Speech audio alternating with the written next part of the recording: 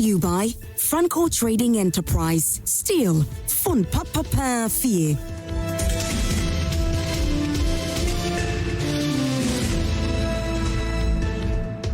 You're still watching Prime Morning, and it's time for us to delve into what the newspapers have for us. It's time for the News Flash segment, and today's conversation, I know my guests are very, very poised for this conversation because it sparked a lot of conversations in your homes over the weekend, where the Speaker of Parliament has suspended 4 members of Parliament due to certain misbehavior that took place on the 30th of January during the vetting process. Now, these persons that he suspended are in the persons of Honorable Dafia Mokpo, also Honorable Nyindam, Honorable Jerry Ahmed Shaib, and Honorable Tampuli. These persons have been suspended from Parliament. Now, I'm saying it sparked a lot of issues because the NPP has released a statement saying that they are going to contest this. They need a speaker to come out with an interpretation before they will accept this. I am not here alone today. I'm excited to say that we have Amanda Clinton, who is a lawyer, joining us. She's the head of chambers for Clinton Consultancy. Hi, Amanda. Hi, good morning. Good morning. The last time I saw you was last year, so Happy New Year. Happy New Year to you too. Great, and thank you so much for coming in. And also, man who can actually talk about this very, very well is the former Deputy Chief Whip for the NPP, Honorable Matthew Nyindam, who is also the Member of Parliament for Mandai, and he's here to tell us more because he knows a lot about Parliament than we do. Hello, Honorable. Hi. How are you? I'm doing good. Great. How are you too? I'm fine, thank you, and it's good to have you here. It's good to be here again. Great. This segment is proudly brought to you by Franco Trading Enterprise. Still phone Papa Parafie. Don't forget to leave all your comments on social media. That's Facebook. As you're streaming live on Facebook, leave your comment there. We'll read all your comments. And also, you can go ahead and send your messages to us on 055 157 5757 055 157 5757. Let me quickly read what the newspapers have for us, and then we can delve into our topic for this morning. I'll start with the Daily Analyst newspaper. The Daily Analyst.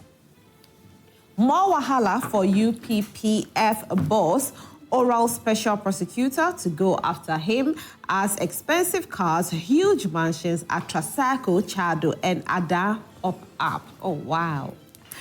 APD are vital to continent's single market agenda. This is coming from the President, John Dramani Mahama.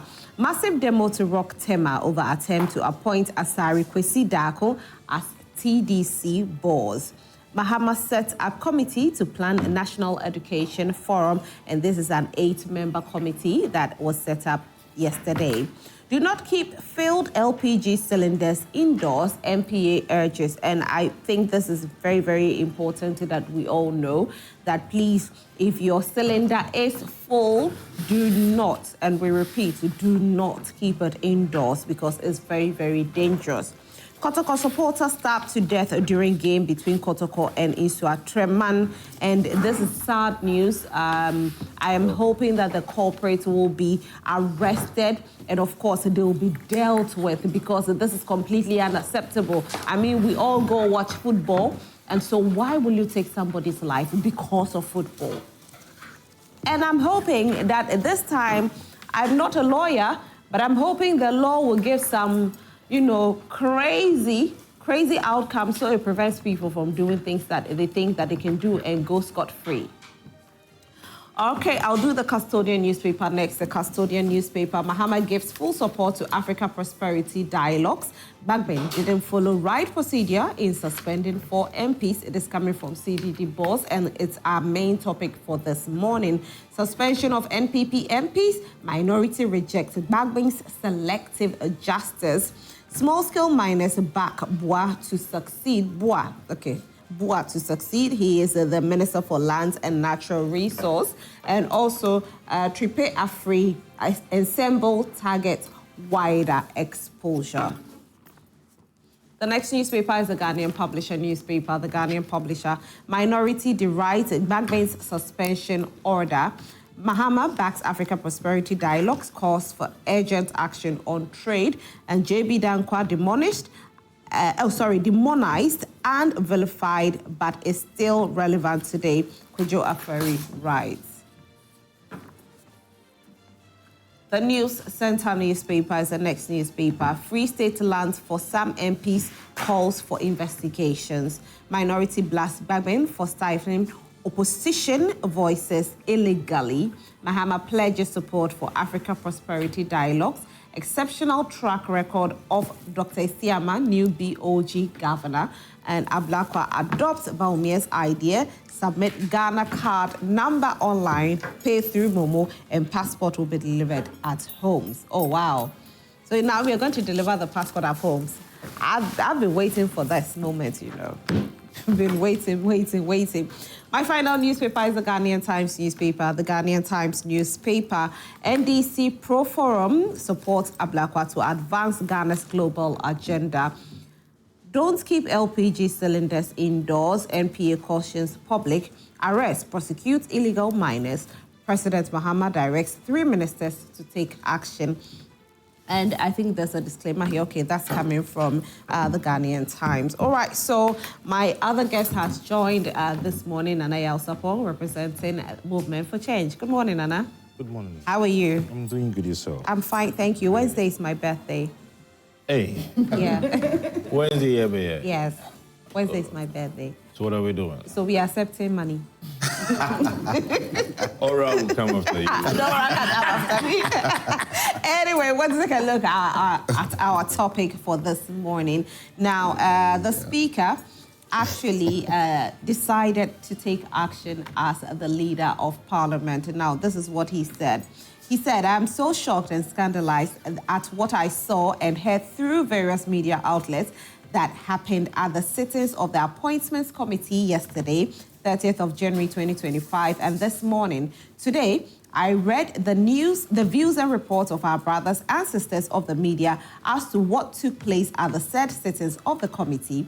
The outrage of the public and the people we represent and serve is apt and understandable. What should have been a solemn exercise in parliamentary scrutiny degenerated into an appalling display of chaos and lawlessness, bringing this House into disrepute before the entire world. What transpired was not a gross affront of the dignity of Parliament, but also a blatant contempt of the House. This further aggravates the already existing low level of trust of Parliament and parliamentarians. I have the unfortunate burden of responding to the disgraceful and deeply regrettable event that unfolded during the Appointments Committee. Now, he's saying this, and these are his words.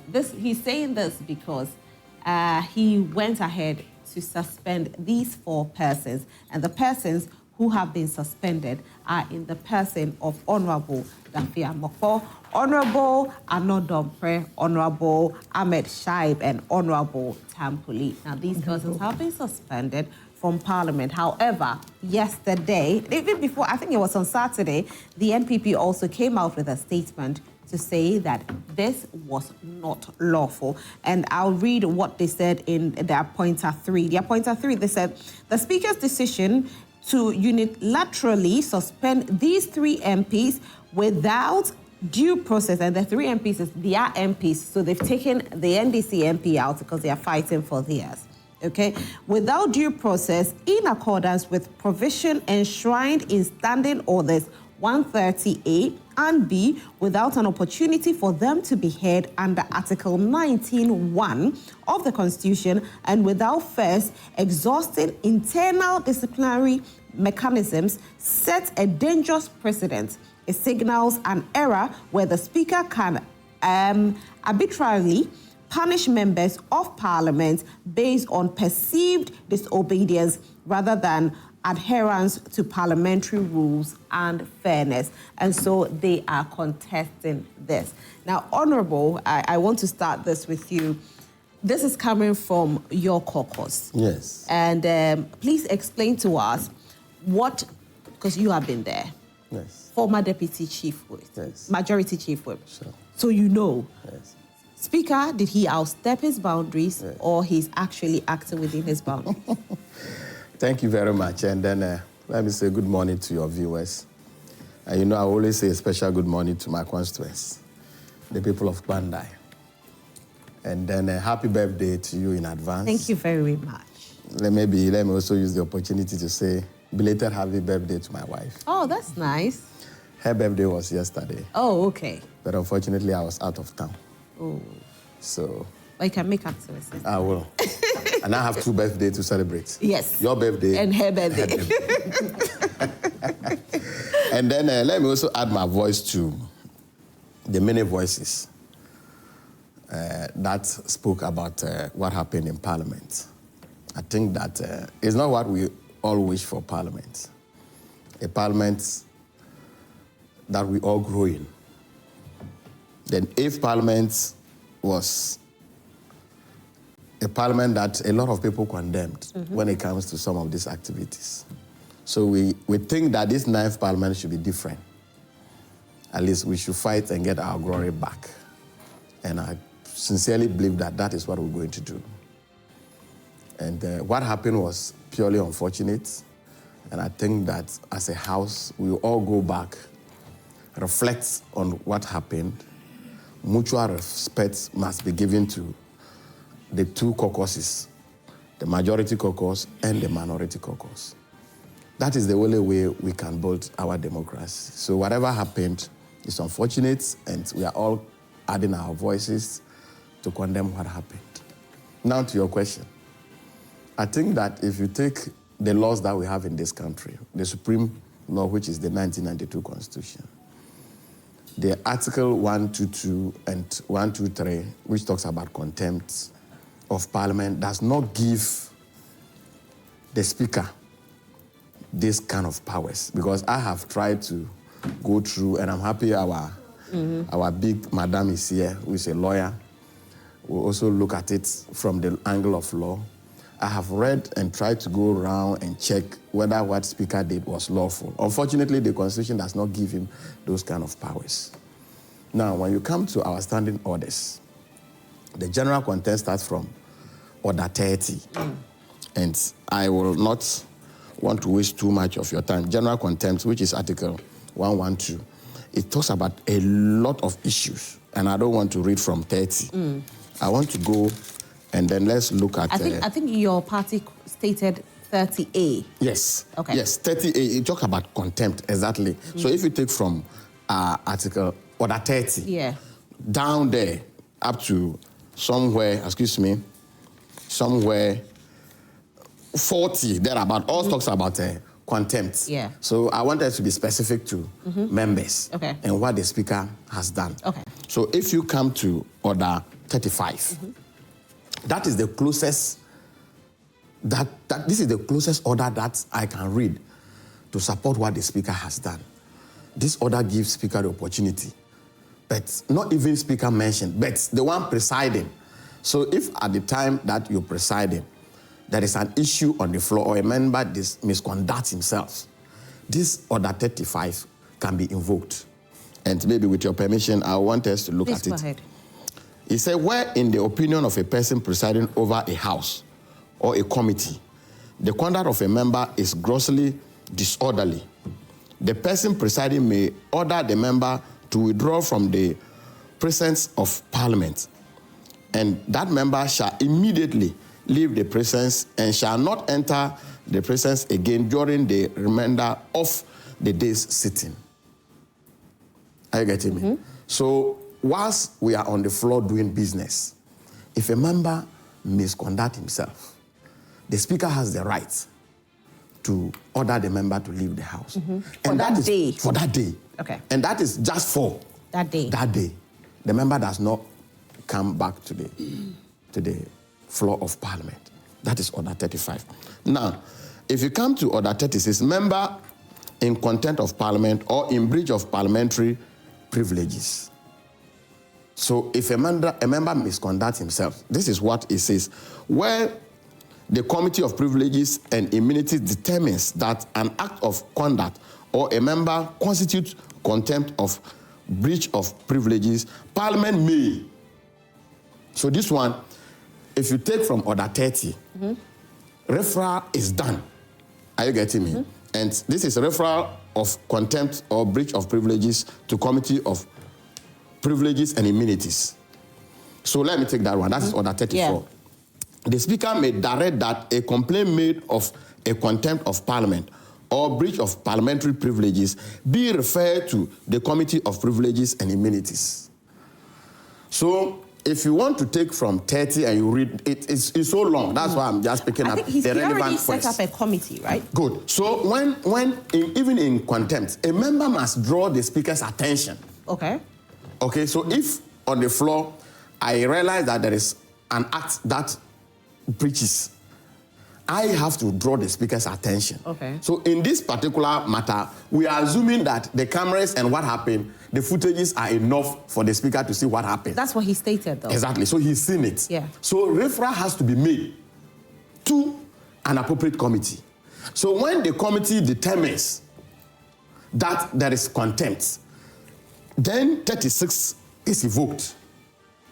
Are you getting me? Okay. So they say, that is what I read earlier. And the 36 is? 36 is where the Committee of Privileges and Immunities determines that an act or conduct of a member constitute contempt or a breach of privilege or parliament may. So after your referral is done, if the committee comes out to say, really, those members have actually misconducted themselves, and those sanctions now comes, and they say, hey, reprimand the member of the, I take it again, reprimand the member in the member seat or by a resolution. Right. Are you getting me? So that is the next step. So this one is by resolution. Suspend the member from serving, I take that again, suspend the member from the services of Parliament for a period not exceeding 9 months, whether or not that period extend beyond the end of the session. So this is what Speaker has done by suspending members. But this one, Speaker do not have those authority. Those powers are not in the hands of the Speaker. It is by resolution.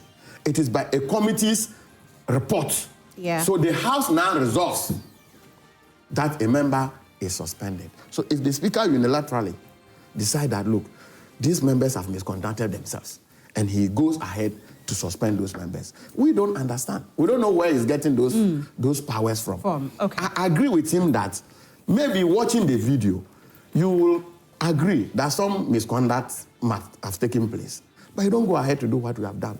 Okay. And we all, if you go back to the 9th Parliament, before Speaker got the opportunity to become Speaker, we all witnessed what went on. Were you not in this country? We all saw what went on. But he never suspended anybody. There was nothing that took place. Nobody is endorsing a wrongdoing. I will not do that. I think that people are watching us. A lot of people take inspirations from us. We are role models to some people. I don't think that we should always go to Parliament and try to go beyond certain things. So I condemn what really went on. But I think that as a minority, we don't know where Speaker is getting these powers from. We expect him to come and explain to us maybe on Tuesday. Else, we think that he's gone beyond bounds. His authority does not allow him to go to this extent. He should maybe allow the committee to do its work, and when it's proper and it comes to the floor of Parliament, decisions like this can be taken. Right. Amanda, where does the Speaker's powers end? Well, I think Honourable is very right in his interpretation. Oh, you can pass it, don't worry. Yes, Honourable is right in his interpretation thus far in terms of the standing orders and the 1992 Constitution. However, if we look at the word honourable, you know, it says, by definition, the word honourable is bringing or deserving honour, used as a title for certain high officials. And this is the third incident of this kind of nature within the last few years. And so, you know, people are dismayed, and then it goes back to the same thing. And this is how the House is starting. So there are exceptional circumstances involved.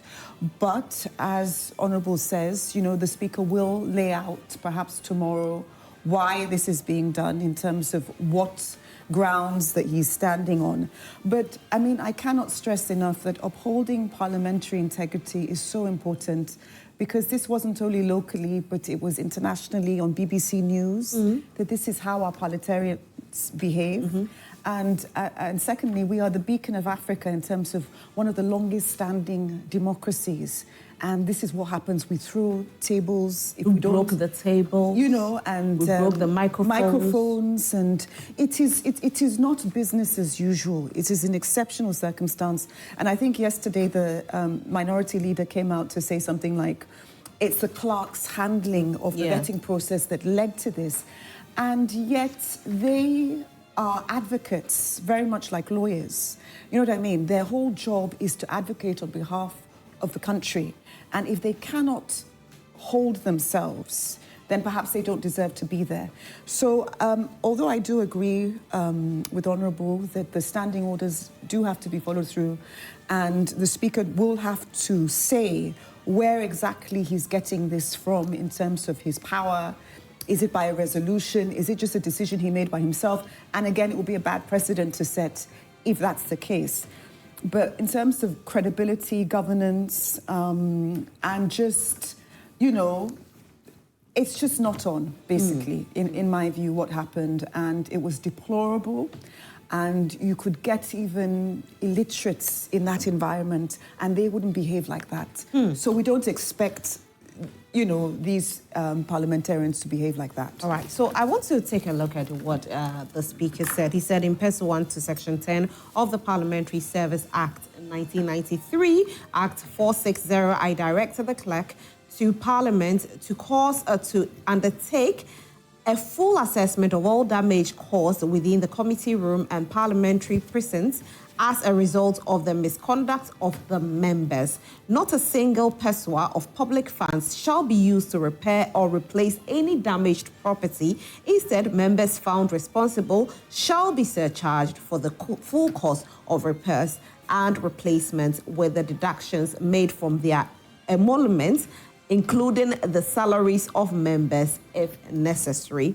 In pursuance of the provisions of Constitution 1992 and the standing orders of Parliament, I further direct the clerk to Parliament to formally lodge a complaint with the Ghana Police Service to conduct a full criminal investigation into the matter for appropriate action. I also call for immediate meeting of the Committee of Selection today to reconstitute the Appointments Committee as a matter of urgency and set up the Standing Orders Committee to reconsider a revision of the rules of the assessment of nominees for consideration and approval by the House. And the final point, I draw the attention of members to the sanctions provided for in the Parliament Act and Standing Orders of Parliament in the event of a breach of privilege or contempt of Parliament under Orders 34, 2 and 36. Also see Article 123 of the Constitution 1992. So he actually did back his actions with the Constitution. However, that is not what his interpretation and the interpretation in it doesn't match. The Constitution, it doesn't match. Okay, so he's using his own interpretation here, but the Constitution is also saying that it's a committee that will have to decide on whether these persons have been found guilty or not, to then go back to Parliament before any sanction can be taken. You know something, before you go to your next place, you know, there was an incident that happened in Parliament between Nyindam and one of our ladies, where Ano raised an issue on the floor of Parliament. Yeah, is it MFA Hardcastle? Exactly, okay. MFA. I didn't want to mention her name.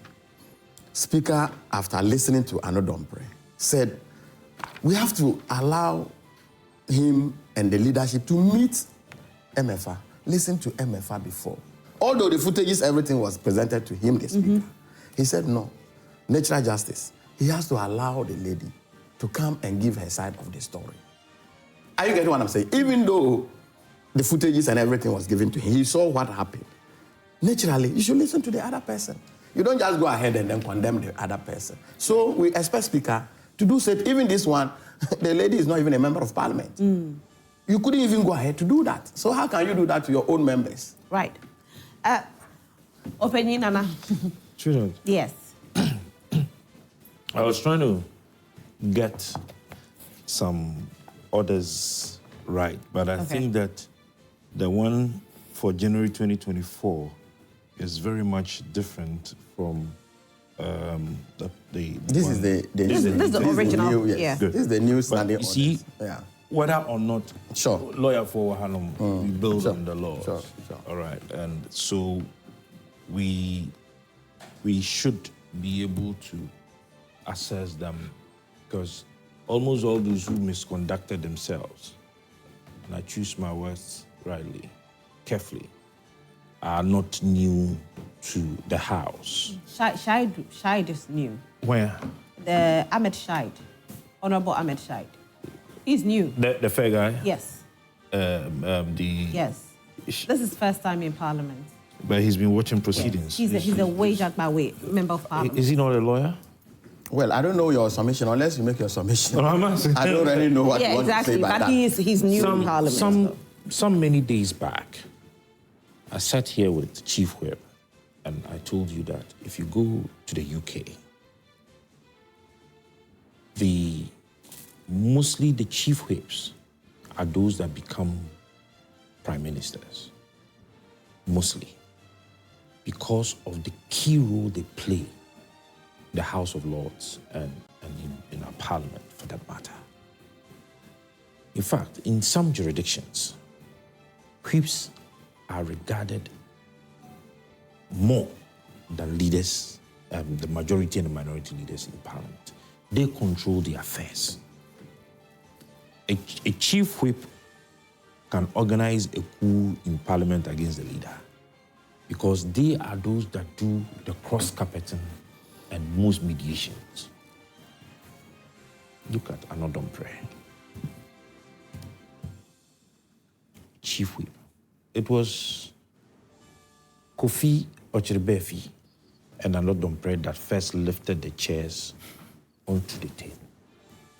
Now, Meba work class too. I understand what the lawyers are doing. But in any case, would a lawyer go to court and lift a chair and put on the table? Let us deal with the matter from the moral and societal aspect. Then we can back it with the law. And in any case, if the 2000, the one that you reviewed, the standing orders, there is a standing order I was trying to look for. In 2009, it was within Order 93, Rule 2, that talks about the language.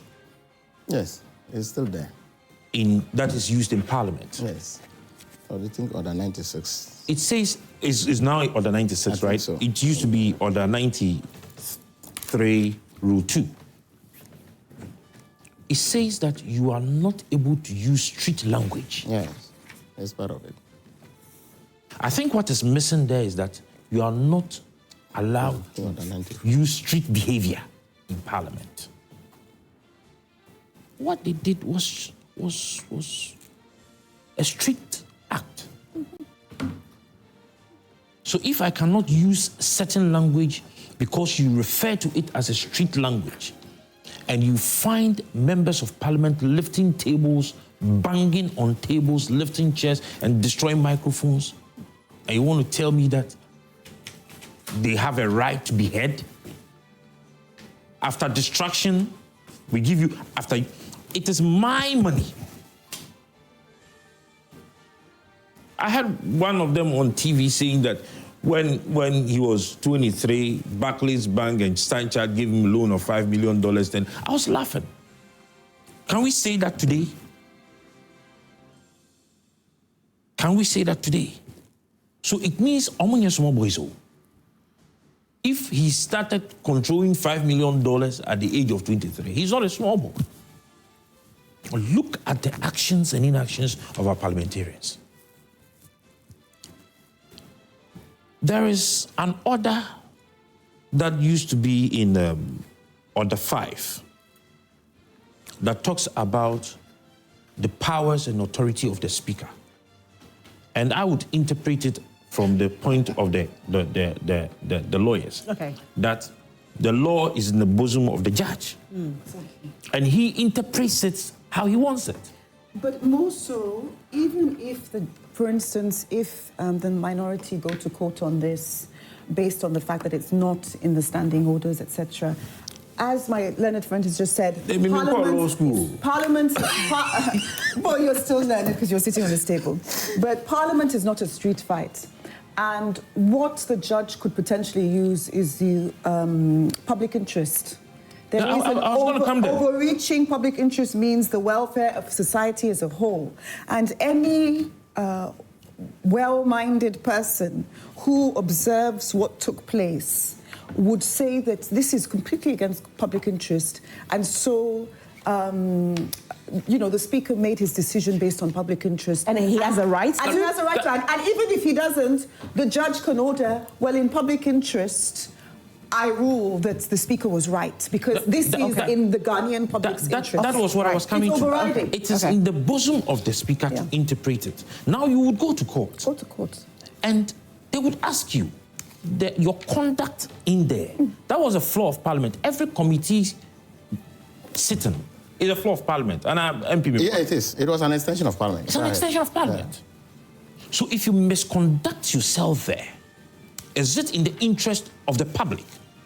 The general public that uses our taxpayers' money to pay you. Is it in our interest? And as you say, then the judge would refer you. Because, you see, it became a topical issue that every single Ghanaian was insulting parliamentarians. I understand, but then again, let's also take a look at what the law says. Forming a committee, why can't he just form a committee? I know the committee has been formed, but why didn't he... No, wait, Banana. Why didn't he just wait for them to face a committee, for the committee to make a decision, and so then he can go ahead and form? You think that... I'm not thinking. No, I'm just asking. So do you think that if he had waited and tomorrow I go to sit in there as an observer and I also misbehave or misconduct myself, he would have the moral right to ask the marshals to walk me out? No, but you're right in terms of it is a slippery slope, because although this is an obvious example of, I can see why the Speaker is making this decision. What if tomorrow comes and the Speaker makes the same decision on something that is not so obvious, but then this has set a precedent? Mm-hmm. So it is a slippery slope, and it wouldn't have cost him anything to set up this committee and come to the same conclusion. There are procedures and maybe in setting up the committees. Add days, maybe even add more than a few days, right. But, make it a longer period of suspension. So talking about the committee has actually been set. Oh, there be. Nana, I'll give you 1 more minute. I'll give you 1 minute. You land with that, and then I'll let them know that the committee has been set up. Nana, I'll give you 1 minute to land so that I can move to honourable. I think I missed it there. Oh, Nana, please go ahead. Sorry. If you read the misconduct, the order that deals with misconduct and omissions, all right, they are the masters of their own rules.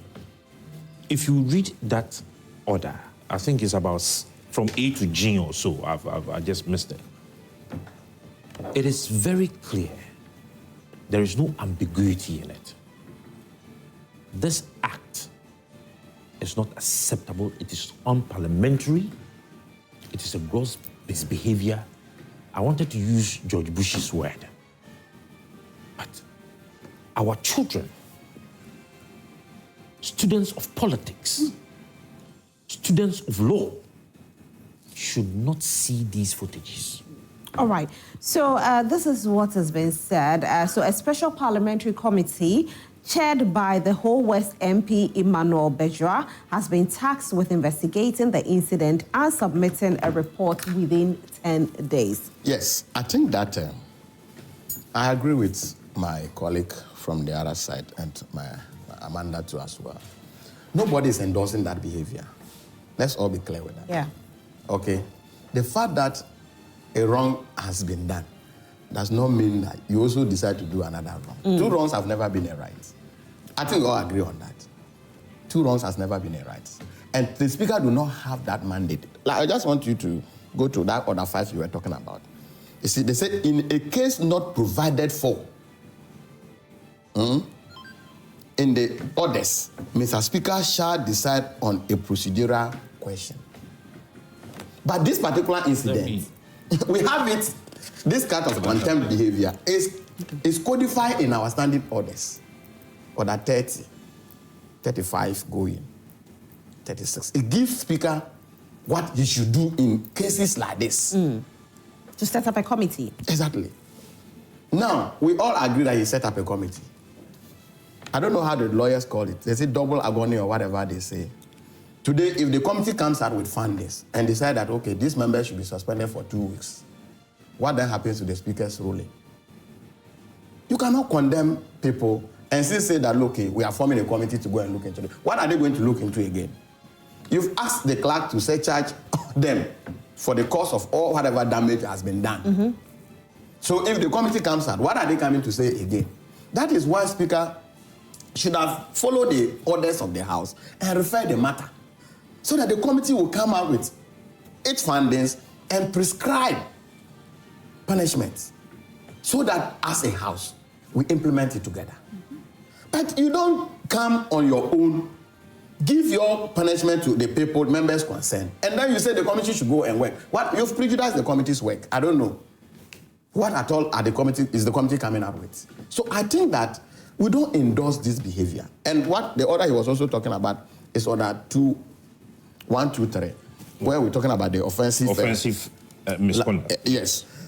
Are you getting me? Order 123, content of speech. Content of speech. Use of offensive, abusive, insulting, blasphemous, or unbecoming words of a member or any other person. I think that's what you were. Yes. You see, these orders are there. Okay, I have always said one thing. You see that we are not even looking at what brought about this. Okay, we are all now looking about the acts. The act. Okay. Until we cure this kind of attitude that will give birth to this kind of behaviors, we will still go back there and you will still get this same members of parliament behave. I'm telling you, this is my brother. If he was part of it, he would have done the same thing. I will not lift the chair. I'm just telling you, my brother. It's not about, look, we have more. I'm just telling you. You see, what they did reminded me of the days of secondary school. Let him land. I'm telling you, like you rightly said, when we have what we call the whip system, and like he admitted, the chief whip is the welfare officer of a house. And when the three-line whip is given, it doesn't matter. You can just be coming from being the governor of the Bank of Ghana. If you come to Parliament, I will whip you immediately. You misbehave if I ask you to misbehave. Yeah. You can't say you are a gentleman. Gentleman like what? It's not about gentleman, though. It's not about gentleman. I will not lift the chair. You will do it. It's just that you are not in Parliament. You know what? Even if it was 10 p.m., it doesn't matter. I'm coming. Honourable. Something gave birth to this. And if we all agree, we should be interested in it. What is it that brought about this? Honourable, so when we say these things, okay, somebody out there, I'll just take a look at what happened last year. Yes. Where we had some people, Ghanaian citizens, go on the street for demonstration. And during the course, they actually destroyed some public property. They were arrested. They were even denied hearing for a while before they were granted bail, for about 2 weeks before they were granted bail. Were they provoked? So, Honourable. No, you see... I'm just making a point. Yes. So when we start by saying, oh, there's something that happened that made them act that way. Of course, whatever happened, you should control yourself. It's just like you saying that, oh, somebody slapped me and I ended up shooting him to kill him. And, you have to know how to control. That's why they are honourable members. They are honourable. We are not. And so in that instance, if you were upset about what happened, walk out. Walk out where? Walk out of the place. No, you cannot walk out. If you walk out, you give room for them to do what they want to do. So just sit down. You cannot sit down too, because if you want to sit down quietly, they will undo whatever you have planned. But we can't condone what happened. Yes, that's what I'm saying, that we should have been interested in what gave birth to our behavior. But you know what? What we are also forgetting is, I think this committee, what is conferred to them when they are constituted, is that they have the equivalent power of the High Court. Yes, that's true. And so can you imagine, not only are they That was how I brought in the court. Not only are they honourable, but then they have the equivalent of judges. Power or decorum one is supposed to hold as a High Court judge and still behave like this just because it went past 10 p.m. I've told somebody so, that. You know what? Whatever happens, You know what Parliament... If you can't handle it at that level, they'll get new people who can handle it. Nobody can handle it, my dear. Nobody can handle it. New MPs, if you bring new MPs, they will do the same thing. They will not do the same thing. And look, the 9th Parliament and the 8th Parliament are not the same. They are different members. They are different members. I just want to say something. Yes, please. 1 minute and then I'll come to you. I'm not endorsing what happened. You see, let nobody take me out of context. Right. I'm not endorsing it. Okay. But sometimes we should also be interested in curing some of these acts. Okay. By dealing with the root cause. And by having a stronger code of conduct. Yes, if you are not dealing with the root cause, sometimes this thing will keep apologizing. And I've told somebody, a house that divides against itself does not stand. And that is the unfortunate thing about Parliament. If you take all other organs of government, they are together. But in Parliament, we are not together. You see that we've started taking and talking about the Speaker. It's the minority alone that is talking. You see that even the majority chief whip was suspended. Are you getting what I'm saying? Yeah. Tofiamapo is the majority chief whip. Speaker suspended him. Nobody's talking. As to whether he's right, he's wrong, the majority, they are quiet. Because Speaker is their own. They won't say anything about him. That is the problem we have. Could it be that they feel the Speaker is right? They don't know. They know the Speaker. The Speaker himself knows that what he has done is wrong. Speaker himself knows what he has done. All right. Okay. Let me go to Amanda. The public opinion. Okay. Just let me go to Amanda. one thing I just want to read here. See, because he read Order 5.2. Yes. Which talks about the what's the name? The amendment. Powers to interpret or supplement. Yes, we're talking about it. Yeah. So he spoke about Order 5.2. Yes. But we left Order 5.1. Okay. Subject to the provisions of the Constitution and any other enactment, where there is doubt, these orders shall be interpreted by Mr. Speaker. Yes, when there is doubt. You know where the doubt comes? When I quote and you quote, and we all are on different lengths, then the Speaker now comes in to then give direction. That is what the Order 1 says. That's what it says. That is a two that talks about the procedural. Yes. Okay. No, I'm just let me go to Amanda. All right, gentlemen. Are you getting me? All right, gentlemen. What you just read. Gentlemen, let me go to Amanda. Maybe you can take it again and then maybe Amanda will help. School by? And your school on what? Oh, there's a headmaster behind. He has acted as a headmaster. I mean, as citizens, if you are not a member of Parliament, he's not a headmaster. You'll be arrested. Yeah, with the speed of light. Yes. But because they are honorable members, this is being contested. And of course, some people feel that if the Speaker doesn't put his foot on the ground firmly, we might end up seeing even worse things. That's why he had to take this decision. True. Yes, because their actions betray the very people they're there to serve. And again, this is the third time this has happened in a number of years, within the last 3 years or so. It's this third sort of time where people, if they were upset, they just started throwing things, etc. So I very much hope that the committee's findings are a much stronger code of conduct is required that takes into consideration all these examples of misconduct. And the Speaker perhaps could have waited for the committee, because it will be a slippery slope if, for instance, the Speaker's actions stand and then later on down the line, it's not an obvious example, and then he goes and makes his own decision. So committees are there for a reason, and you know what I mean? He should have let the committee do their work, because the committee would certainly have given them far more than 3-4 days suspension. So we'll hear probably from the Speaker tomorrow why he took this decision, what he is standing on in terms of standing orders, since we don't see those standing orders, particular paragraphs that he's standing on. But above all, I think decorum matters, the fact that the public saw this matters, and the fact that if these MPs are not willing to conduct themselves in a manner that is becoming of their position, then again, people could vote in better MPs who can hold themselves. Because just because you're told to stay past 10 p.m. and the clerk might have mishandled things or not, is not grounds to start, throwing the baby out with the bathwater in terms of, microphones and tables, and knowing full well, because these people, we all have a sense of, people are watching us right now, so we have a sense of, the public is watching us. you guys have more training than journalists and lawyers about people watching you. And not only that, but you had at least 50 journalists in the room. None of it deterred you from behaving like that. none of it. So, these are the sort of things one has to look at. Yeah. But I do agree with Honourable in terms of committees are there not to just sit there for no reason or to be defunct even before they start. And the Speaker does have to follow the rules of his own house, because if he doesn't... The rules are the rules. The rules are the rules, and it's a slippery slope for the next time it happens, and the example is not so obvious. Okay.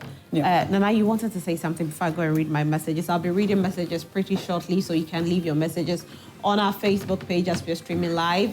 Leave all your comments there. And if you're not on Facebook, you can also send it to us on WhatsApp 055-157-5757, 055-157-5757.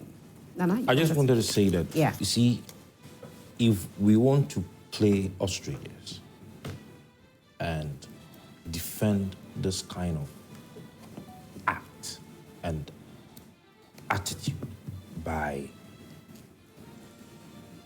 the elite or the high in society, because we think that they have power and authority and are in a certain confined environment or caucus, then we should know that a time would come that ordinary citizens would walk into these institutions, these organizations, act safe, and come and run under the rules. But you see, I don't think the NPP... Hold on a second. Okay. We were in Ghana here when somebody went to Parliament, their car park, to destroy private property. He's been thrown behind bars for 5 years. They said he destroyed windscreens of vehicles belonging to parliamentarians. Individual property. My property, your property, the property that our money was used in buying. People that our taxes are used in paying them go to destroy our properties.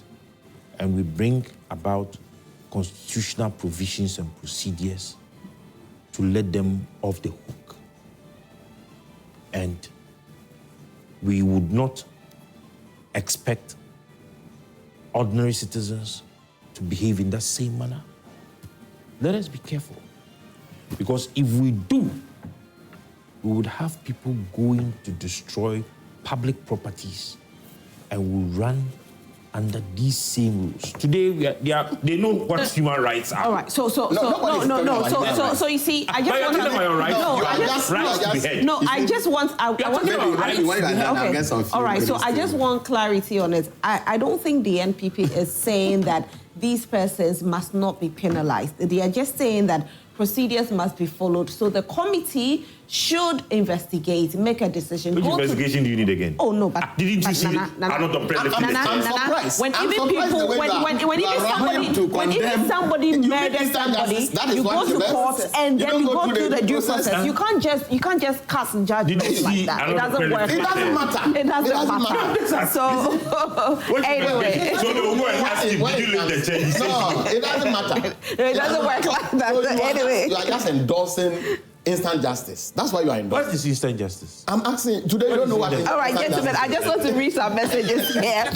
Master Rahman from Tuna Sola says, good morning, beautiful, and a happy birthday in advance. Thank you so much. In fact, Honorable Ablakwa is a chief interceptor. Abenyo Marking never saw his Winneba 1999 years land being noticed by Oral until Friday, and the man was shocked and could not complete the process of vetting Ablakwa. The knockdown by Ablakwa made him run away, and not what Mr. Speaker says. Now we know why they are scared of Oral and telling their members not to show up when invited by Oral. Musa Batwa says the Speaker's decision to direct a 7-member committee to commence a full criminal investigation and suspend the 4 MPs from the vetting committee is a step in the right direction. The vetting process, particularly the conduct of the micro-minority, has raised concerns about fairness, as it appears some members have been allowed personal bias to influence their judgment of certain nominees. This move will help restore credibility, ensure impartiality, and uphold the integrity of the vetting process. Awuja Delali says, good morning, Sister Roslyn. A happy birthday in advance to you. Thank you so much. May you move from grace to grace and promotion to promotion. Amen. Looking at what happened in Parliament, it looks like Speaker Bagbin has taken some serious action against 4 MPs who were involved in a chaotic scene at a vetting committee session. He suspended them, which is a pretty big deal. This move is likely aimed at restoring order and maintaining the integrity of the parliamentary process. The specifics of what happened during the chaos aren't entirely clear, but it's clear that Speaker Bagbin isn't messing around when it comes to keeping things under control. And I think this suspension is probably going to send a strong message to the other MPs to keep their behavior in check. Great. Okay. Thank you very much. Alhaji Hamza from Pig Farm says, good morning, Roslyn. In fact, I'm so disappointed in some media houses and some journalists in this country. This idea of there was chaos between the NDC and NPP is totally wrong. We must learn on how to speak the truth for once in this country, and it's time for us to name and shame members of parliament who are not qualified to be called the honorable. We all saw and listened to the video clips, and we can tell who started the whole chaos. So why are we running away from the truth? It is clear this micro-minority group in parliament are out there to disrupt business of this government led by President Mahama just to make it unpopular. But to me, I blame the chairman of the vetting committee who has lost control of the vetting process. He should be held responsible for all these happenings at the vetting. The micro-minority group has no any right to use the vetting process to settle political scores. It is totally unacceptable, and we must all condemn it once and for all. Okay, so I'm going to start. I'm trying as much as possible to consider my people that sent in the messages a bit early. Honorable Akisme from Sishubekwa, kudos to the Speaker of Parliament for taking a bold stance against chaos and disorder. Suspending the 4 MPs, including involved in the vetting fallout, is a great step towards maintaining dignity and decorum in the House. This decision upholds the principles of accountability and respect for the parliamentary process. Well done, Mr. Speaker. Good morning to you. According to the Standing Orders of Parliament of Ghana, the Speaker has the authority to maintain order and discipline within the House. This includes the power to suspend MPs who act in a manner that is disorderly or disruptive to the functioning of Parliament. The Speaker's decision to suspend these MPs demonstrates his commitment to upholding the rules and regulations that govern parliamentary conduct. Good morning, dear. Trust you're doing good. I am. How can a husband, a father, and a titled man, honorable MPs, throw chairs, destroy microphones, use unhealthy words in public? Do they even care about we voters who elected them? Their nuclear and extended family, Rosalind, these people are teaching us good things. That's the hardest truth. Are these things good? The president nor the new GRA boards have not erred. On the part of the president, his act of appointing the new GRA boards would not be effective until the appointee CEO accepts officially. Therefore, the president could not have asked the appointee to resign from his position for the new one. For the appointee, a mere promise of the new appointment by the president did not constitute an offer, but an invitation to treat or to treat. He could not have therefore relied on the promise to resign from his existing post. He has to secure the new one first. Okay, so this is our next topic. Right after reading the messages, we want to go into it, whether the GRA boss erred by not resigning from KPMG. Good morning, Joy Prime. Madam Host, we are remembering all Ghanaian journalists and media stations that a liter of fuel is 15 Ghana cedis, cement is 100, a ball of kinky is 5 Ghana. We voted for change, but no kind of... Hey, Mohammed Ibrahim, please, let's not be that... I'm not going to even use the word quick. I think that... Let's be real. Let's just be real, okay? Good morning to you and your guests. All these confusion that happen in Parliament must put the blame to Minority Leader Afenyo Market for insulting the Clerk of Parliament. Afenyo's posture is not good. He's always asking questions that don't relate to the position of the nominee but personal attacks. This appointment committee is an embarrassment to the nation. Minority Leader must come down. If not, he is disgracing himself. What kind of question is that? Asking questions that is not relevant to the job but personal attacks. They should stop this embarrassment. Good morning, host. Please let the NPP and Afenyo Market know that Ghanaians have voted massively for President Mahama and the NDC to research and fix the mess that they have created. Afenyo and his micro-minority should stop calling themselves the mighty minority and stop behaving like school children.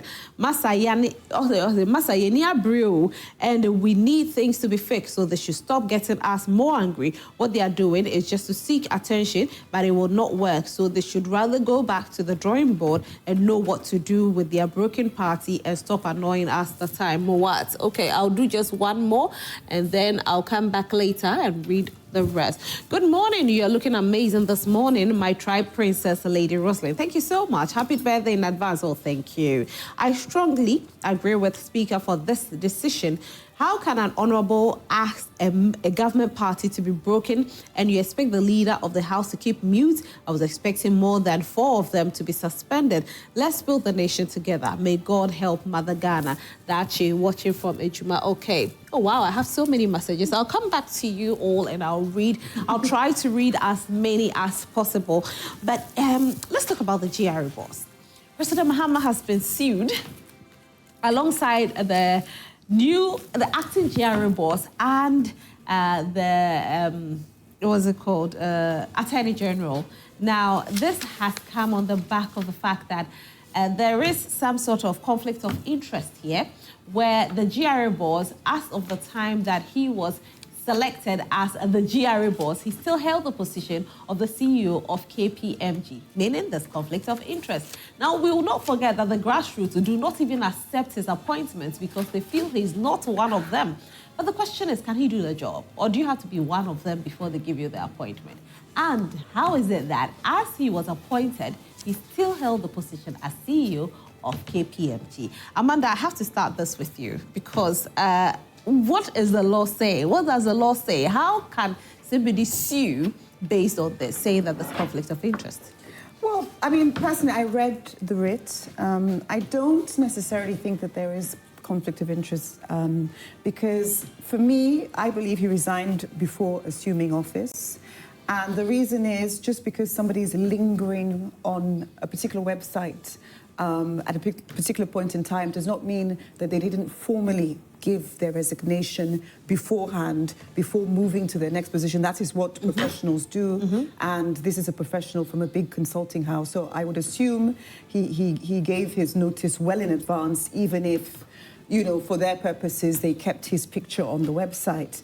There is also no evidence that he has direct financial interest in ongoing contracts between GRA and KPMG, because I understand, although, you know, GRA was involved in contracts, there's no evidence that this person has provided. And of course, he can recuse himself from decisions involving KPMG, should that be the case. So I read the writ. I mean, it was strongly worded.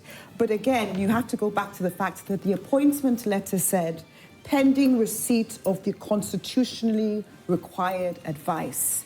And he's been giving this sort of temporary post. It hasn't been finalized, pending receipt of the constitutionally required advice. And so it's pending this advice, and the appointment ensures continuity in GRA operations, one could argue, and previous court rulings support practical governance over procedural rigidity. I mean, these are the sort of arguments I would expect from GRA, from the Attorney General, etc. But it is a writ that can be overcome just because of the wording of the appointment letter. Oh, okay. Oh, okay. Yeah. I see. Honorable, you've seen the writs, right? No, not really. Okay. But I don't know.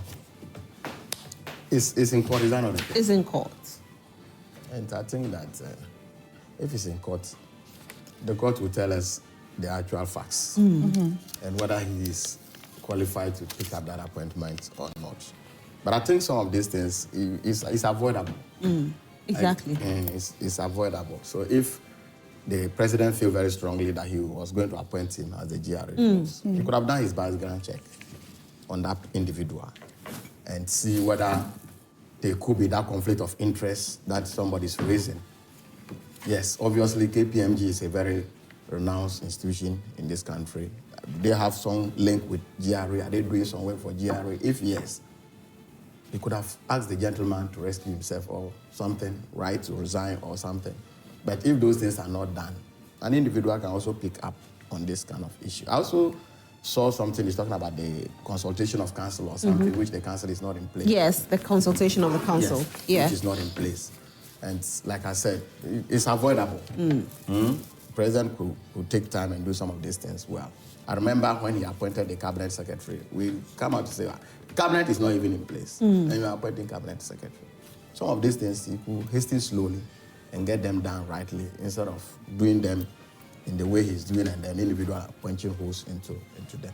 But obviously it's in court. So let's see what the court comes out with. But the committee that he did not consult is a problem, isn't it, Amanda? I don't think it's going to be a problem necessarily, because one could argue, again, continuity in GRA operations. And so this appointment, the letter says, is pending advice from the governing board, which means that the process is not complete yet. You see what I mean? And it's not a final position, it's just a acting position until then. So there is still time for him to seek the advice of the board. And if there was anything, outright, then they would say that. And in terms of choice, personally, I would have expected President Mahama to be making more choices like this in terms of appointments in his cabinet. Who can do the job? Who can do the job? Because this is a technocrat, you see. This is someone who, some would argue is even higher than the job in terms of being the boss of KPMG in Ghana is a big deal. You're dealing with multi-million-dollar contracts, etc. You're well placed to deal with different stakeholders, and you move in very fast moving. Not bigger than GRA. Well, but GRA also needs to be run efficiently. No, I agree with you, but because in terms of private practice. Okay, in terms of private. So when we look at private practice and we look at government practice, But you see, with our tax system that we have, we really need somebody who understands the domain very well, because Ghanaians have complained over a period about our tax system. How we are being taxed. Some people feel it's not fair. Even when you come to the creative arts space, people have complained about how they never tax you according to the final outcome, but they tax you holistically. So they come to the entrance and they take the money from the tickets, the proceeds from the ticket. So it's not like, we are going to tax you after everything. We are taxing you on a ticket without knowing the cost involved. And so if we have somebody who understands the space very well, the person will be able to structure it in such a way that people will not complain too much. We all agree with you. If you look at the attack of the individual is not about the personality. Not at all. I'm sure the person concerned has never doubted the ability of this young man to handle GRA. But I think that procedurally things have not been done right. Right. I think that's what the person is actually. And then the writ seems a little broad, because it also says injunctions against KPMG affiliated appointments. It's too broad. It's banning all former KPMG employees, and it assumes guilt without evidence that all KPMG affiliated appointees would have a conflict of interest in this case. Do you see what I mean? So I would like to know the author of that writ and... One Emmanuel or something. I think she's called Emmanuela. It's a lady, yes. Or the motivations Emmanuela behind something. It is Emmanuela Safua. Yeah. Yes, Safua. Yeah, Emmanuela Safua. Yeah. But getting back to the point of President Mahama's choices, because, in terms of the people he picked, I would have expected more people like this. Right. Because he says he's going to have a legacy presidency. So for me, when I saw people who had perhaps been waiting 8 years, had been deputy AG before, some had, almost gone to jail because of the party. That's a lot of, political tax and political risk in terms of you owe me because of what I've been through for you as a party. Do you see what I mean? So it's better to choose technocrats, people who can just work fast, people who are just goal-orientated and can work for Ghana. Who can get the job done. And get the job done. So Yeah. I would have expected more of these sort of appointments right. from President Mahama. Yeah, so let me just start off from where Yeah. she landed. I agree with her that we need more of the technocrats in the system. But you see, politically, they also need to have people who understands the political agenda of the ruling government. Because every government is formed out of a certain ideology. So if you would have a technocrat who does not, or a technical person who does not understand your vision, all right, or your plan in achieving the national vision, then you would miss it there. So, But out of hundreds of people, he chose him. there should be a blend. No, I'm not against his appointment. Yeah. No. You made a general statement, and I'm just building on it. That in as much as we would all agree that we need people who should be technically oriented to be in most of these offices, you should also have people who understand not just the technical aspect of it, but the ideology which you have come into power.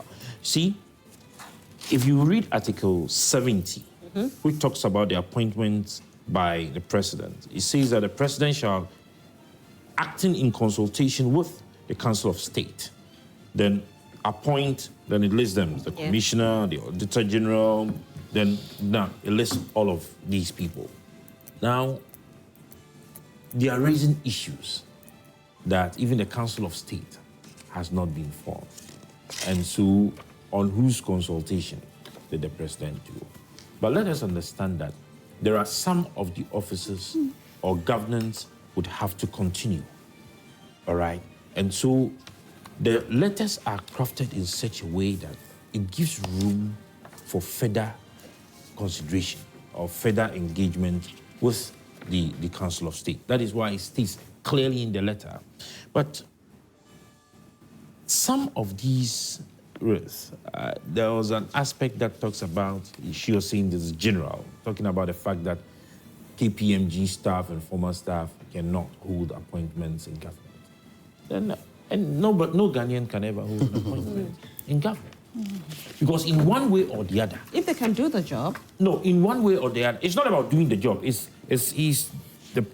She's put this in there because KPMG has been doing business with government. And for that matter, she put in there to put emphasis on the issue of conflict of interest. You understand? And I'm saying that in one way or the other, each one of us have been engaged by government to do something. Not me yet. All right? But you are Ghanaian. No, but they haven't. And you have... No government has and you have spoken on issues of government. But no government. And once you have spoken on the issues of government... I've spoken on issues of... I said government. No. I'm not saying... I said government. Okay. Whether 30 years ago or 55 years to come, you've spoken on issues of government, there would be an item of bias. Because you would have taken a stand before. I haven't. Oh. But I haven't. Then I'm saying, can we? No, but I haven't. I haven't. You have an opinion. Having an opinion doesn't mean I'm taking a stance for anybody, though. I'm not saying that you've taken a stand. Yeah, for the people, I What can. I'm saying is Yes. that you have a stand. You have an opinion. You've made known your opinions on your platform. You understand? Whether it is for the government or against the government, but you have an opinion. You've always had an opinion as a Ghanaian. All right? And I'm saying that even with that, somebody would come out and say that then there will be an item of bias. Because if, let's say, tomorrow, you have been given an opportunity to become minister for, they say we don't have information again, it's now government communication, right? And then you would have to defend the government. I think recently when they were inverting the Attorney General, that issue of bias and conflict of interest came up because his company was doing something. So in one way or the other, each and every single Ghanaian here has been engaged with the government. So it doesn't hold water. Ijada, your example was the problem. Yes, no, I agree with her. So she wanted you to be roped into the conversation. Said, no. So she doesn't want anything to do with Ora. No. So I'm not in there. I'm not involved. On the other hand, yeah. the applicant all right, should also know that letters of resignation are private. If he has resigned, he won't come and publish it on social media or come and give it to the media houses to publish it to show him. You get me? Yeah, I don't think he would ever resign and then come and broadcast that I have resigned. Well, I think that his letter of resignation came out over the weekend, though. Was going in for a public office. No, what I'm saying is that obviously everything about him will not be like the KPNG.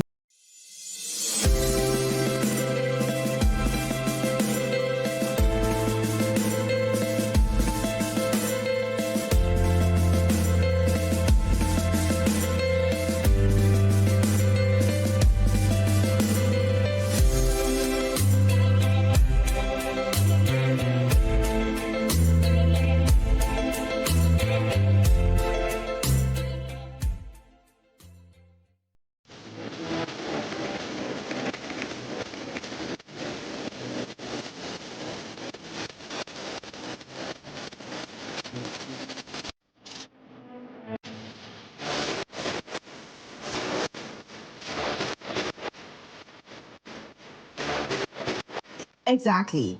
Because his resignation, when he was actually appointed, he hadn't resigned. His resignation came just last week.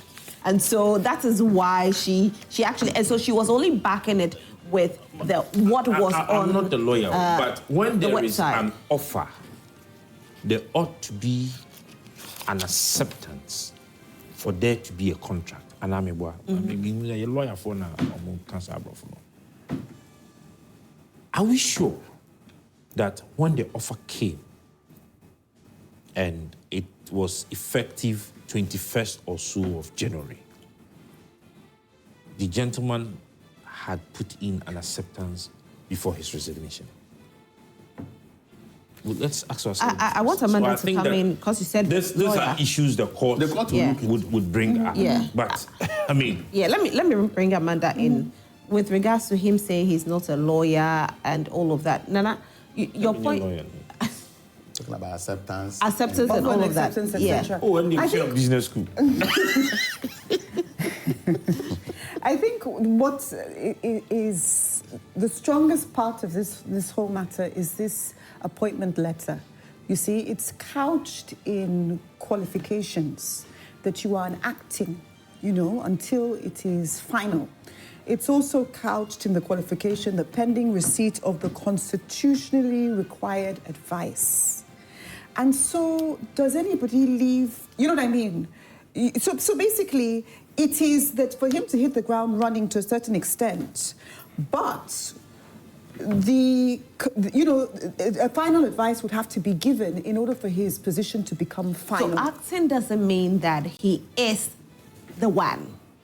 Well, it does. It means he is temporarily. Yeah. But there is a few things that need to be checked, meaning that you can't say you've been given an absolute firm offer. So you could leave the place or you could stay. It's a 50-50. No. The thing is, the government is starting the process of engaging him because they need him to hit the ground running. But then they're also qualifying their offer letter by saying, pending receipt of the constitutionally required advice, therefore you are acting. So that at this point, does he have to resign?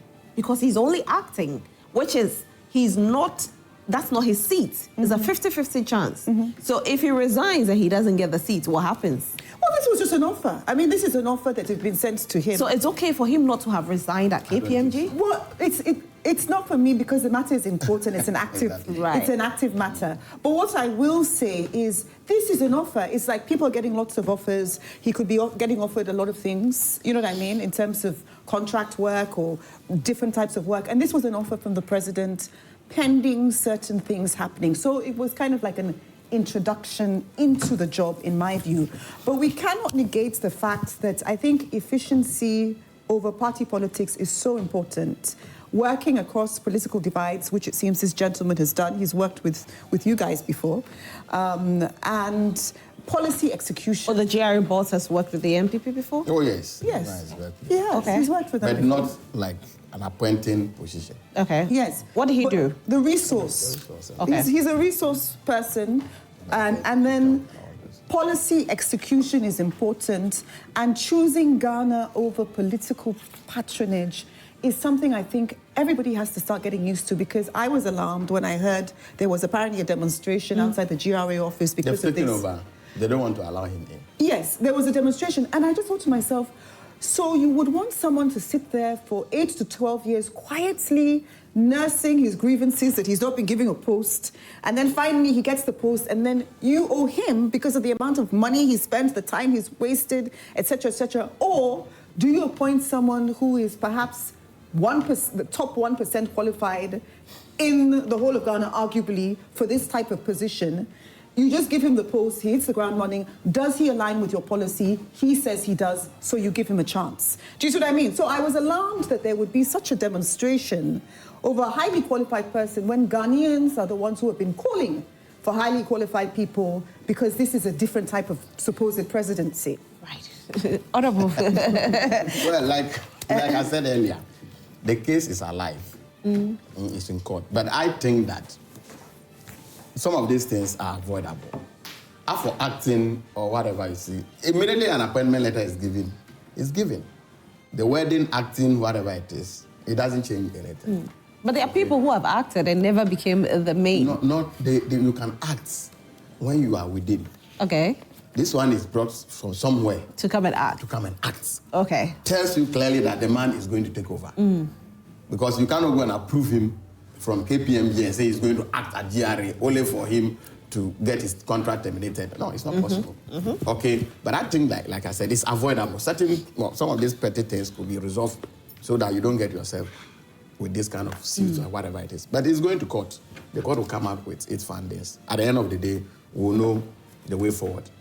At least that is it. But like you see, this man, in politics, people contribute differently.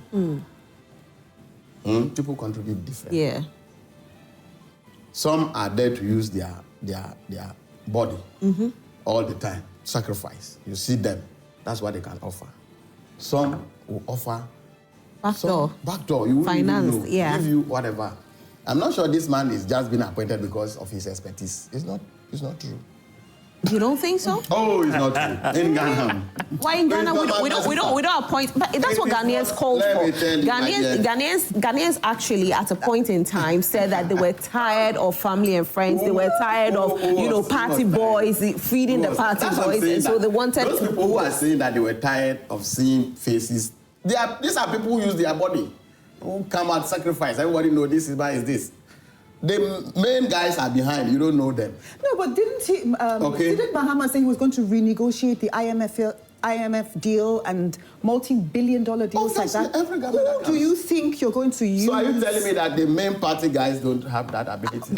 Respectfully, a multi-million-dollar deal that is multinational.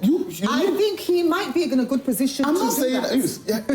You think if this man has not contributed towards the success of NDC, he'll be appointed? My dear, don't deceive yourself. No, but isn't that you have to have political buy-in? And you have to have. I want Honorable to land. She's pushing you to be political. Don't be political. Let Honorable land. Yes, I don't underrate the man's intelligence. Not at all. Not at all. I don't know him too. I don't know if, but I'm telling you, reading about him and where he's working, I think he has something to offer this country. Okay. Perfect. I do not discount it. But I'm telling you, he has contributed towards the success of this government. That one, you to take it. Don't debate. No, but if he hadn't, then he wouldn't be picked. Because you have to have not only contribution in some form to the government, but you also have to have the skill. No, so if you don't buy into the party, how can they choose you if you don't buy into the party? Exactly. So she also buys into the party. That's all. That's what I'm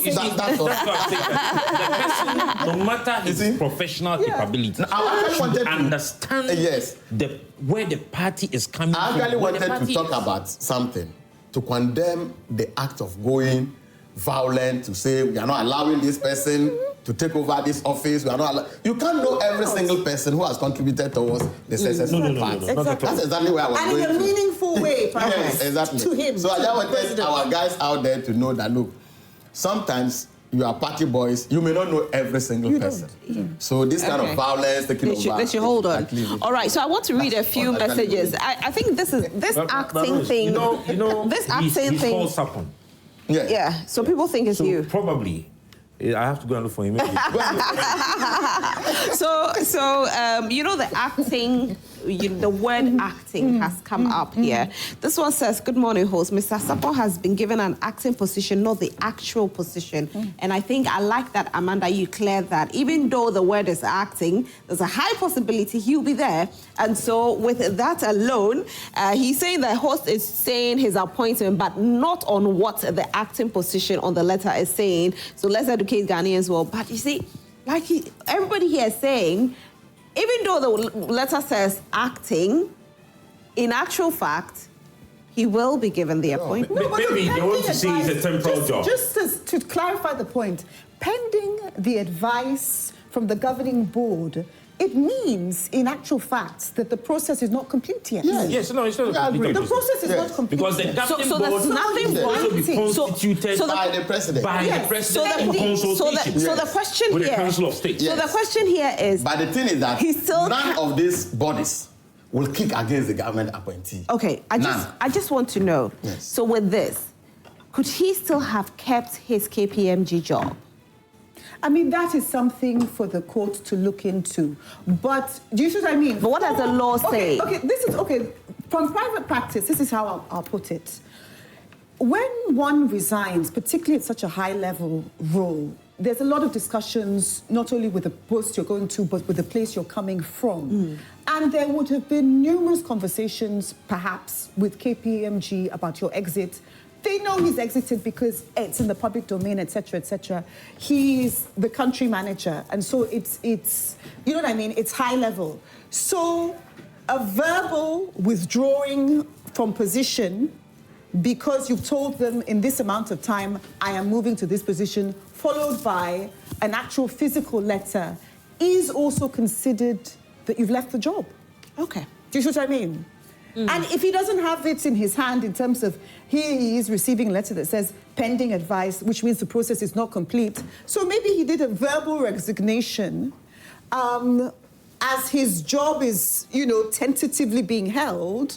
And then his hand has been forced to write this actual written one. But I mean, I'm just a lawyer, so maybe that's how I... Anyway, Atichakajo says that Headmaster Alban Bagbin now wants to run Parliament like a school where the head has the right to suspend. How do you suspend an MP without any investigation or inquiries?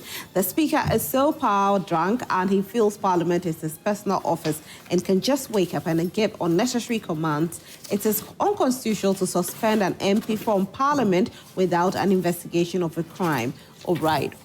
Good morning, Madam Host. The Speaker has no right to suspend any member of Parliament without investigation. Madam Roslyn, look, if you are outside watching the vetting of the nominees of the 9th Parliament of the Republic of Ghana, you'll totally agree with me and the NDC government led by Mahama is taking Ghanaians for granted. This is my first time seeing Parliament placing time for vetting of nominees because they are the majority.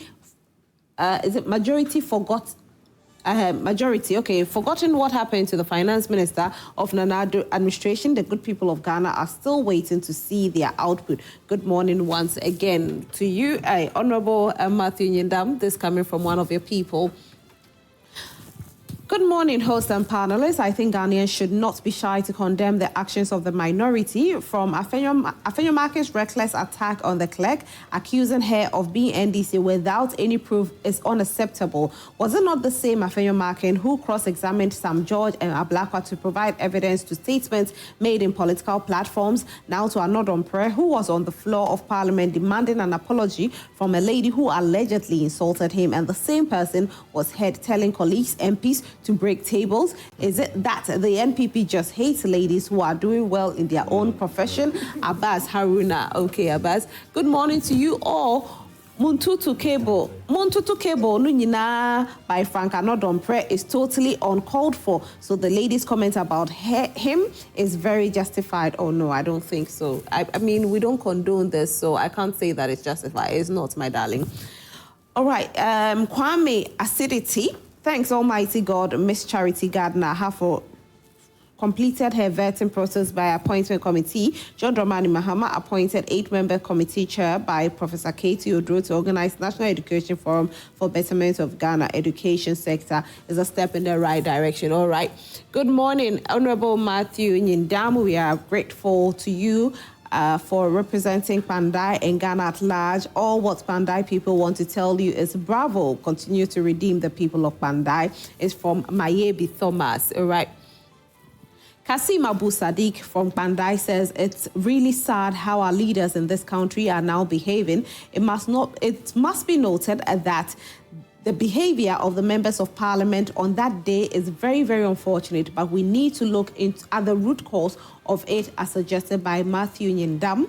Honorable Matthew Nyindam, who else has noticed that we have started witnessing this unfortunate behavior of parliamentarians after Bagbin has taken over as speaker? I think Bagbin himself needs to be investigated as to how he employs his leadership skills. Honorable Matthew Nyindam is really doing well, and we pray he's able to deliver to the satisfaction of the people of Bandai and Ghana at large. Sami Boachi Asemankese says that the question that arises is what constitutes all this misconduct at the appointment committee. I believe we should call a spade a spade. There should be a proper program outline for the committee, and the speakers should also give fairness and exhibit neutrality. That suspension is unconstitutional.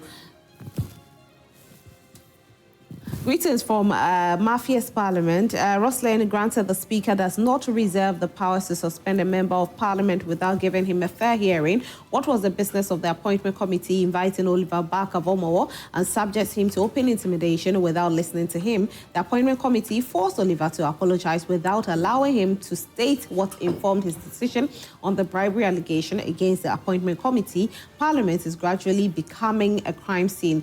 2 arrogant members are responsible. All right.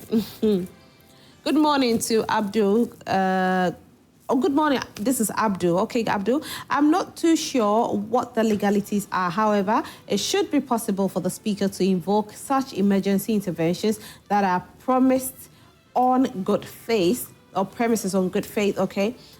Considering the fact that the privilege committee is not yet constituted. I'll do just 2 more and then I can.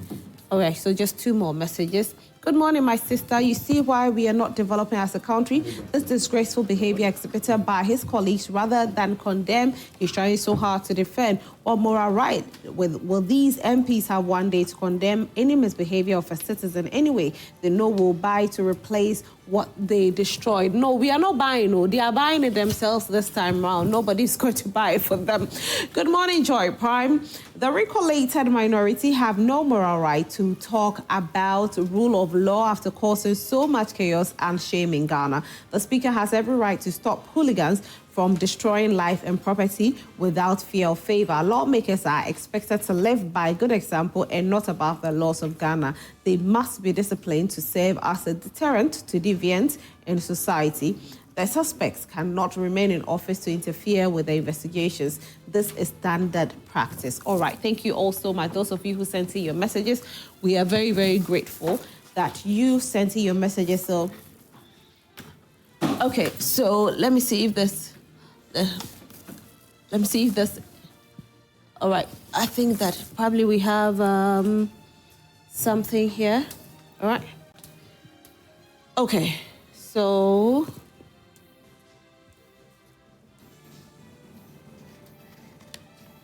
All right, so a few messages from Facebook. Musa Abattoir says that the Speaker's decision to direct a 7-member committee to commence a full criminal investigation and suspend the 4 MPs from the vetting committee is a step in the right direction.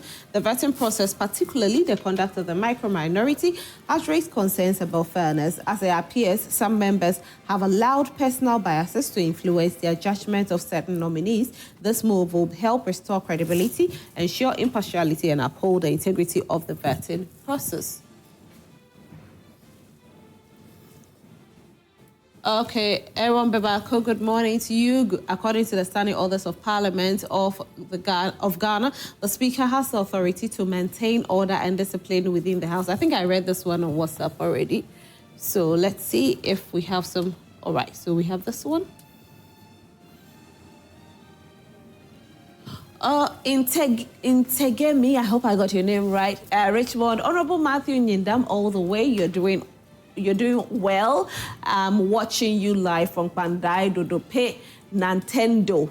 Thank you very much. Fake Matuk says the Speaker cannot take the Parliament as his personal property and do what he likes at all times. The due process must be followed no matter the circumstances. So we need to point it out for him to know before it gets out of hand.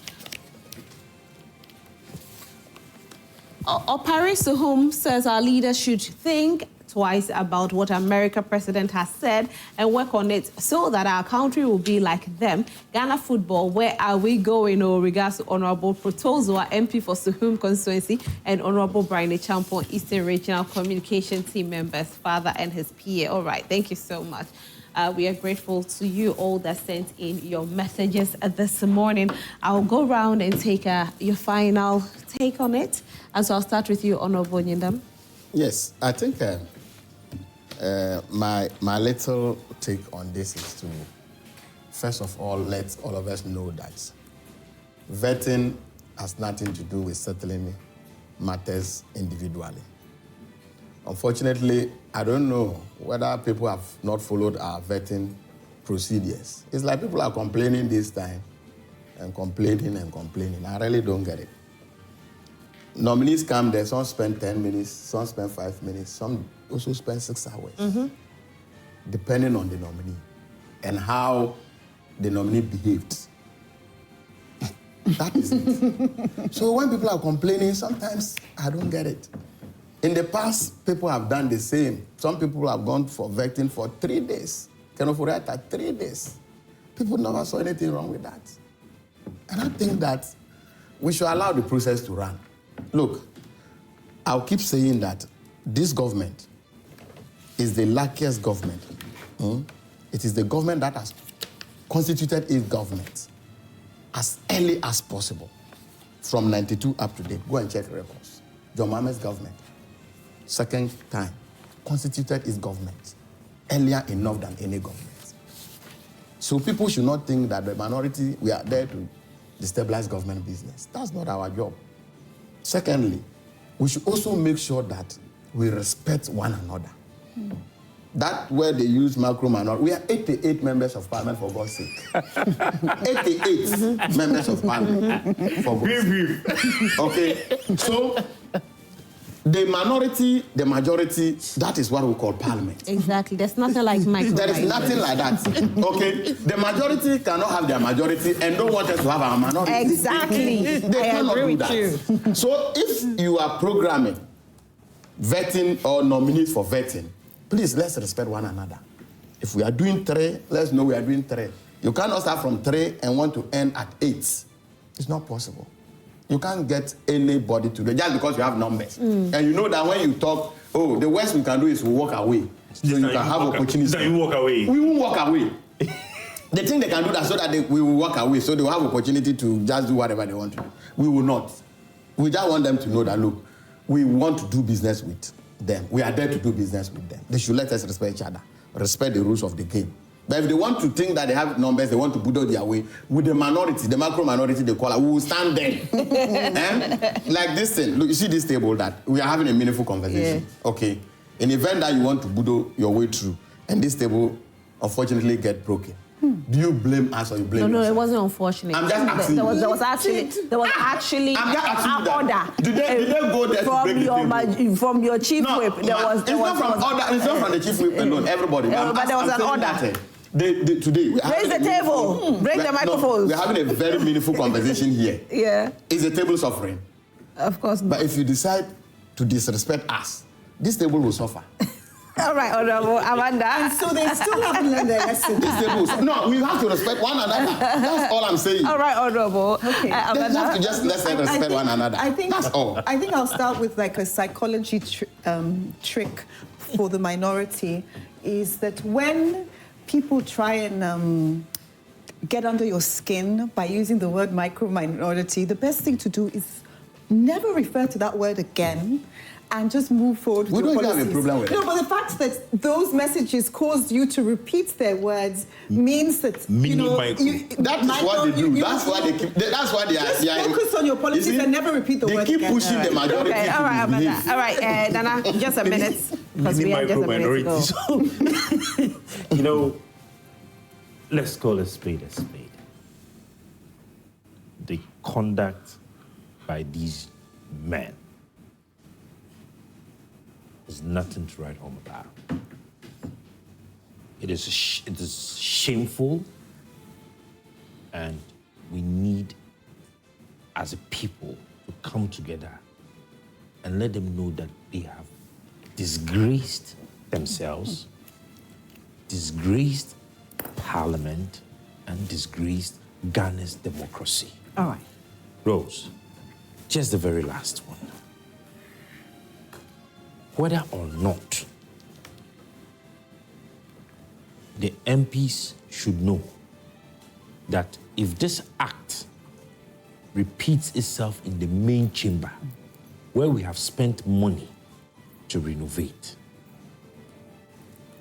we too, as Ghanaians, they should know. You will come there.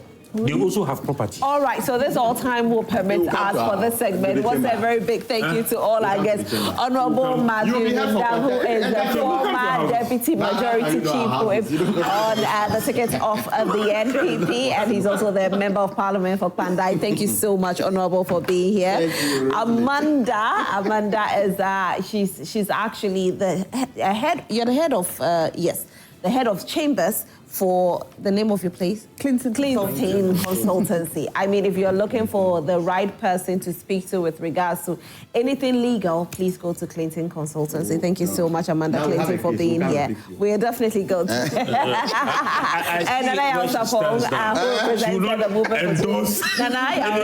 Nana, thank you so much for being here as well. Once again, a very big thank you to you all that sent your messages to us. We are very grateful. We have trends that is coming up next. Of course, we have sports as well. And we've seen pictures that are circulating on social media where we've seen Stephen Appiah and other, I think the current, our coach, they are recruiting, they are going back to the roots to get the people to come play the Black Stars. We are bringing back the love. As to whether we'll make it to the World Cup, I don't know. But sports will also be coming up, and you need to take glued to your television set. Don't forget that we are going to select the photogenic couple for Valentine's Day. Yes, we are all about love. So if you want to be that couple, don't forget to send your pictures to us on our WhatsApp number 055-157-5757, 055-157-5757, and add a message that's let's know how you met. Tell us your love story. We want to hear it. And you could be that lucky winner where you spend a night at a plush hotel. I just want to. It's actually a weekend stay, so it's not even a night. Wow. Oh, my God. Imagine. Send your pictures. We are waiting for that. My name is Rosalind Fairley, and this all time will permit us for this segment. A big thank you to Franco Trading Enterprise. Franco Trading Enterprise still phone prepare for you, whatever gadgets you're looking for, mobile phones, televisions, CCTV cameras. We say, worry no more, just come to us and we will serve you. Very, very authentic. We also have warranty on some of the products. And of course, you can download the app on your phone to make things very, very simple. That is the Franco Trading app. So it's Franco Trading app. For further inquiries, it's just visit us on www.francotradingenterprise.com. Franco Trading Enterprise, still phone papa fee. We'll take a quick break on this note. Up next is sport and then trends and women in business. Wednesday is my birthday. We'll be right back. All this happening right in the middle of all this. Austin Game trying to calm things. And there's a violence, there's a fight. This is literally two MPs at each other's net. Honorable Hassan Tampuli together with Roxy Nelson, pushing, holding each other's clothes as we speak. And their leaders are trying to separate them, and none of them will allow this to happen. And they've been separated as we speak. But this is chaos. This is a lot of very not so nice scenes as the marshals and other persons try to separate the conflict and the confrontation that is currently ongoing here at the appointment committee, where really not so much good scenes. The 9th Parliament is starting on not so good scenes so far. A lot of policemen walking in. Our policemen are walking in. A lot of policemen from the Parliamentary Protection Unit have now walked in, and they are trying to ensure that there is order and there is calm here ultimately for this process to happen. But this table has become the center of attraction, where MPs pulling and pushing with a lot of confrontation. Please pick it. Yeah. This is chaos. Well, as you can see, I mean, this MP says they will not allow these tables to be, the tables are literally being pushed and pushed. Where the NDC MPs trying to rearrange the tables, the NPP MPs are not allowing this to happen. And these are really terrible scenes, as we are seeing in Parliament, with honorable members right at each other's throat, fighting and pushing and pulling tables, saying that this vetting will not happen, that the pushing and pulling is ongoing. This is chaos. This is chaos right here in Parliament. These are reminiscent of some of the scenes we saw when the Speaker of Parliament was elected in the 8th Parliament. But this time around, this is happening at the Appointment Committee of Parliament. A small group of people trying to have some agreement in terms of what exactly they are.